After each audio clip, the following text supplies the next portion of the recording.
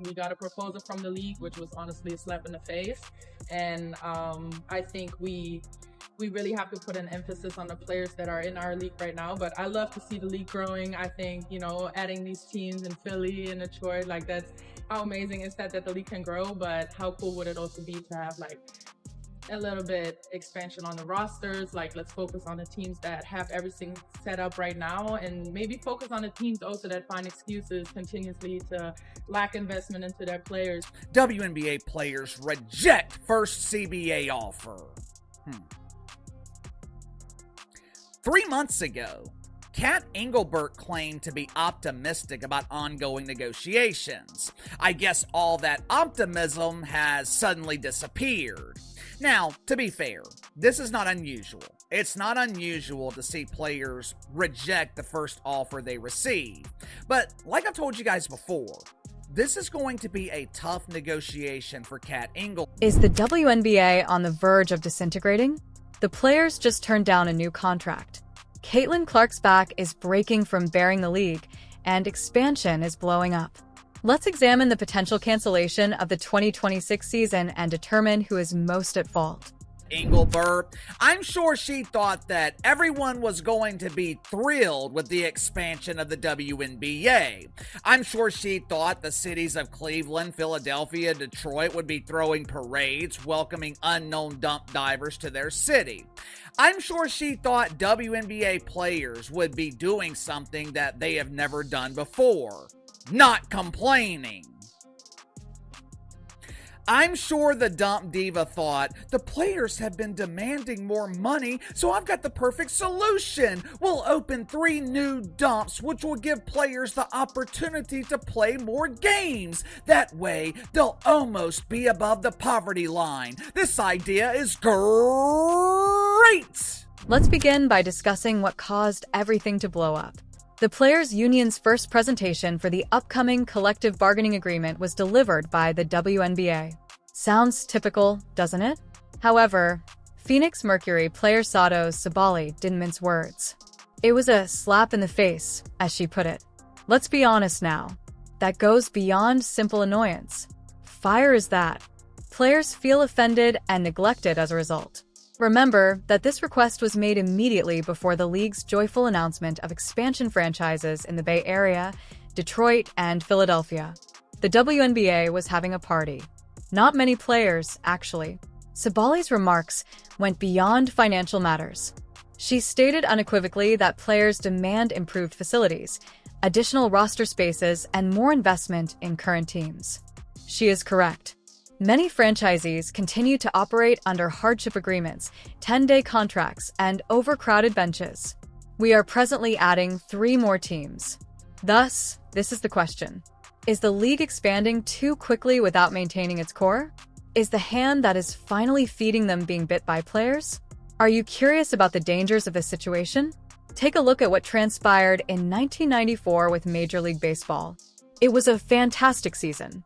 The fans were thrilled. Teams competed with one another. Then the labor strike came. The postseason was canceled. No World Series. Nothing but quiet. And supporters were furious. Only because of McGuire and Sosa's steroid-fueled home run pursuit did baseball take years to recover. Now picture the WNBA experiencing that. Here's the issue, though. Baseball has a century-old history, a devoted following, and generations of fans. The WNBA hasn't arrived yet. To be honest, it's only now beginning to pick up steam. And Caitlin Clark is the foundation of most of that. There is no assurance that viewers will return, that networks will remain in operation, and that there will be no historical legacy to rely on if the WNBA goes on strike. A miscalculation of this magnitude cannot be afforded by the league. That is the high stakes. What would happen then if both sides became involved? This may sound like a heated take, but it's accurate. The league is the reason why the WNBA isn't expanding. Caitlin Clark is the reason it is expanding. She has a lot of games. She sells out of her jerseys. ESPN wants to spend more because of her. That isn't rudeness. That's the truth. However, this is what makes it brittle. All of this may vanish in an instant. That entire momentum will be lost in an instant if Clark is wounded, if she chooses to leave for Europe, or unrivaled, if she grows tired of taking hits every game without any protection. It's comparable to erecting a skyscraper on a single steel beam. Appears powerful until it isn't.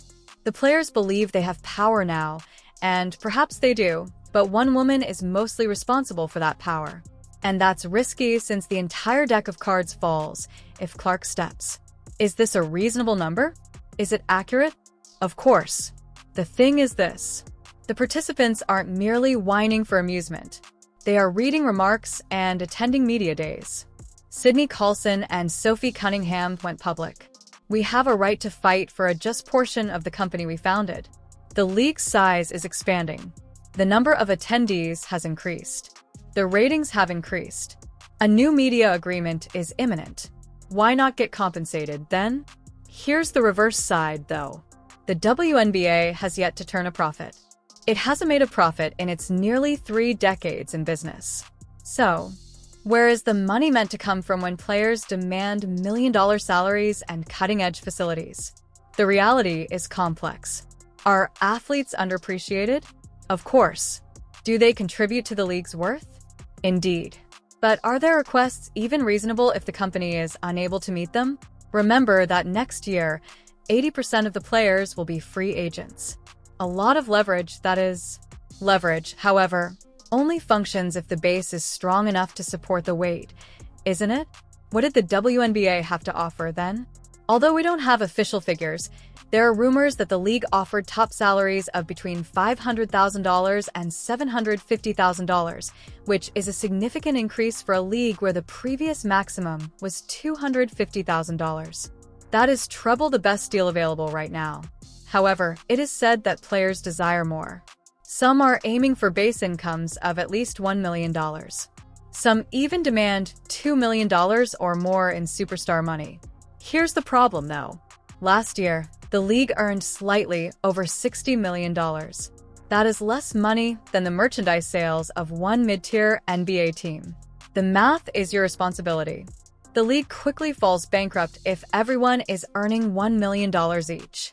The current query is whether the players are trying to uphold fairness, or are they risking the WNBA's very future? This week, Caitlin Clark experienced yet another moment of fame. She brought up the fact that players receive more money for winning the Commissioner Cup, a prestigious mid-season competition, than they do for taking home the WNBA title. Take a moment to process that. You receive $11,356 if you win the entire league. You receive $30,000 if you win a side cup event. It would be equivalent to receiving more money for winning a raffle than for winning an Olympic gold medal. Clark is criticizing the system in addition to playing basketball. She is correct. Start by demonstrating your appreciation for the league's top reward if you want players to take it seriously. What else is broken if it is? 3 new groups. This entails 45 additional players, 3 new cities, more coaches, staff, arenas, travel expenses, and yes, charter aircraft for everyone. That seems like progress, doesn't it? However, teams continue to struggle with locker rooms and practice gyms. There are still players who stay in subpar accommodations. Due to their extremely limited rosters, several organizations are still unable to even guarantee minutes for quality, healthy players. In just 4 years, the WNBA expanded the season by 12 games. It desires to attend 50 or 60 games. Do players feel prepared for that? Is the infrastructure in place? This is not a race. It's a marathon. Additionally, you risk exhausting yourself before you cross the finish line if you take off too quickly. Let's not overlook something crucial in this case. In reality, WNBA players do not require the league to thrive. That isn't overstating things. That is a fact. Many of these athletes already earn more money abroad than they do domestically. These players receive better benefits in addition to higher salaries in nations like China, Russia, Italy, and Turkey. First-class transportation, year-round lodging, upscale practice facilities, and in certain cities, security escorts. These women receive special treatment from overseas teams. Now give this scenario a further dimension. Unmatched. A new league. Media-savvy, player-backed, and designed with system disruption in mind. It provides more creative control, less politics, better remuneration, and shorter seasons. For celebrities, it's akin to Netflix telling them to forego the Hollywood studios. We will pay you top dollar if you come directly to us. Here is the truth, then.